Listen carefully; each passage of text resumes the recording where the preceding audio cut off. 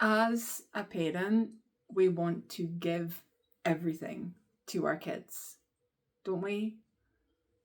We want them to have the things that we did not have. We want them to feel secure. We want them to know how much they matter, how important they are. And we give and we give and we give. Often from a place of depletion. It's my belief that we are all here to give to one another. And when we give from empty, when we overgive, it's actually a form of taking.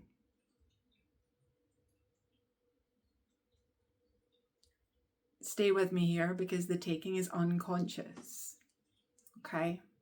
So I'm going to highlight something for you in this share that you may not have been aware of before, or maybe there's another layer for you to become aware of. When we give and overgive, we have no boundaries. We're giving because we don't feel like enough. So we've got to prove how good we are by giving more. We don't have a sense of our own worth.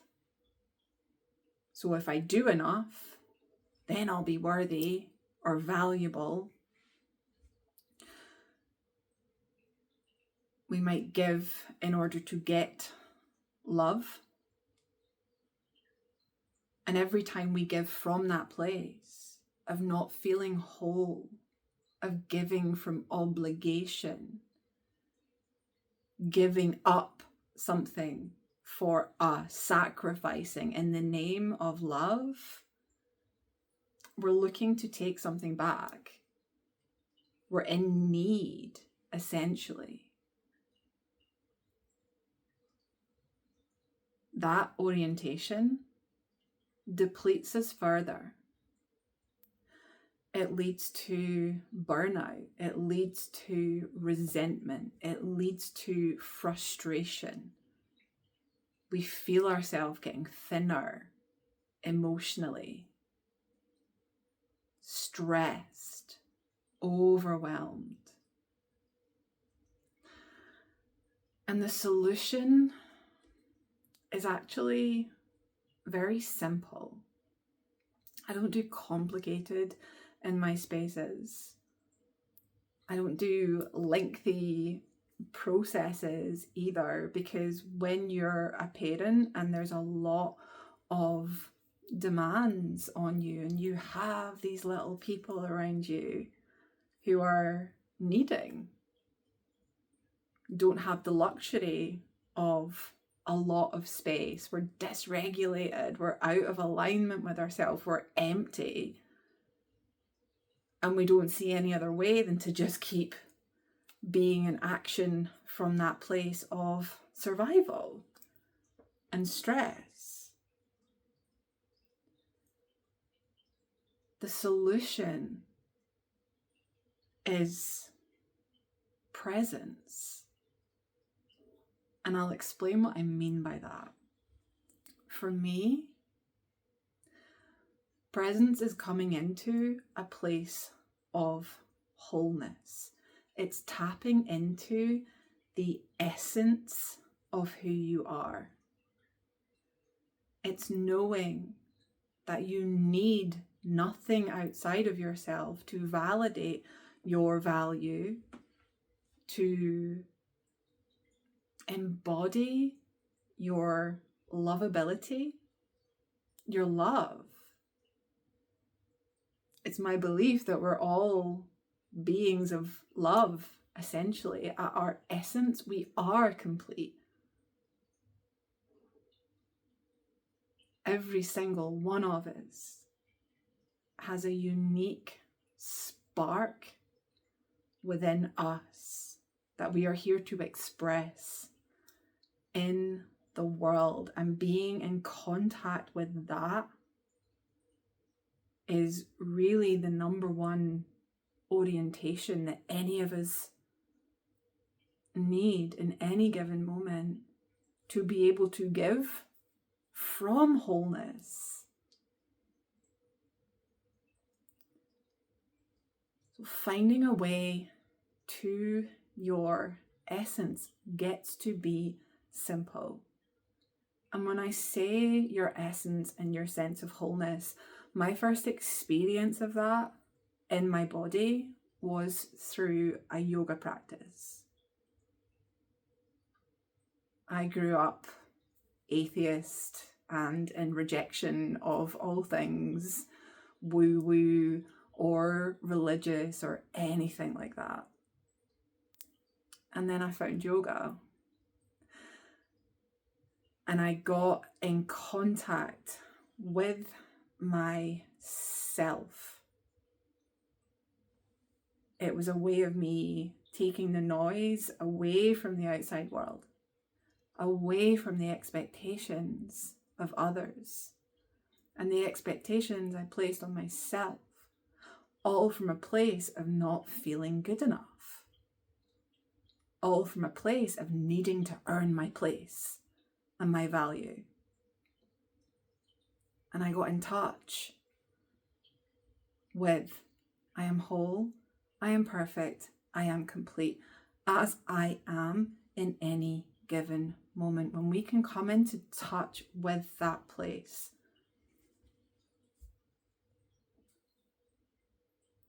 there's a natural expression of generosity that comes from that place. There's an overflow of energy that comes from that place. It's a little shift in perception that creates more connection with myself and my truth, and with my family, with my friends, with my life, because you are the foundation of your life. As a really beautiful byproduct of this, we get to teach our children through our actions, not our words,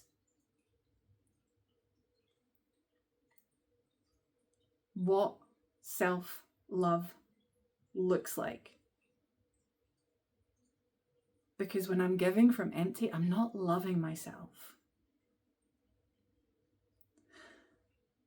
It can be so simple. Creating a little bit of space in the morning, a few minutes, to connect to the breath and that place of peace and stability that lives inside every single one of us. When we feel unstable, we're looking out for a way to control or fix the environment or other people to get that stability. That's where the overgiving comes from, right? So you can see we're giving to get.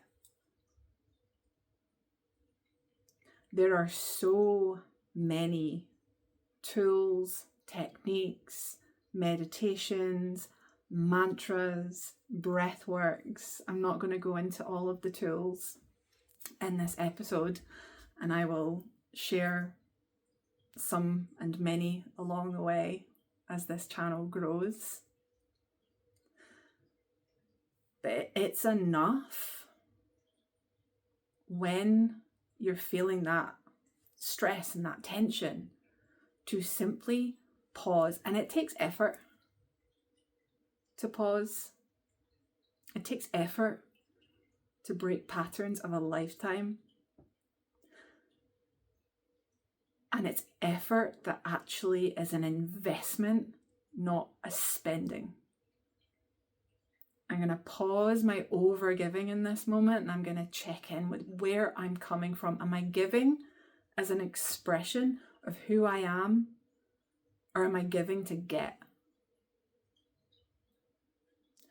It's simple and it's incredibly powerful. We hear about this, right? The power of the pause.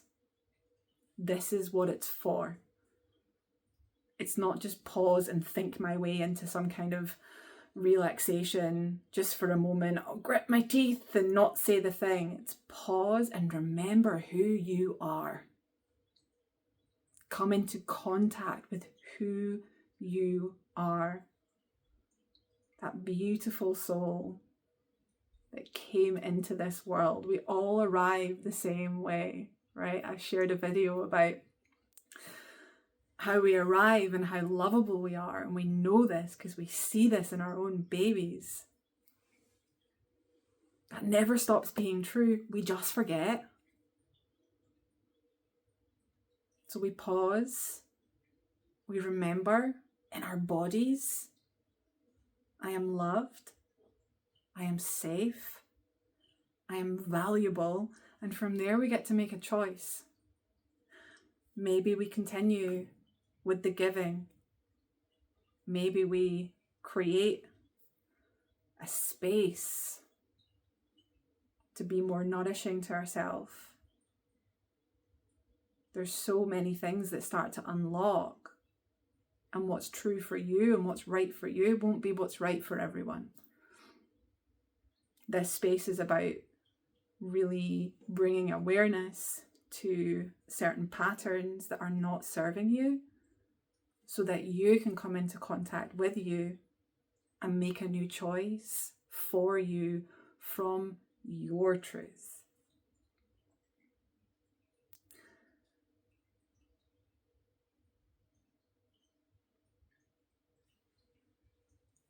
That's what I have to share with you today.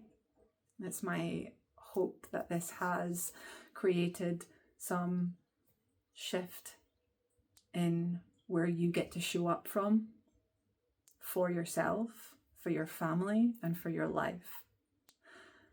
If this has resonated with you, leave me a little comment down below. I'd love to hear what you're hearing in this, what comes up for you, so that I can see what direction to take this channel in. Sending you so much love.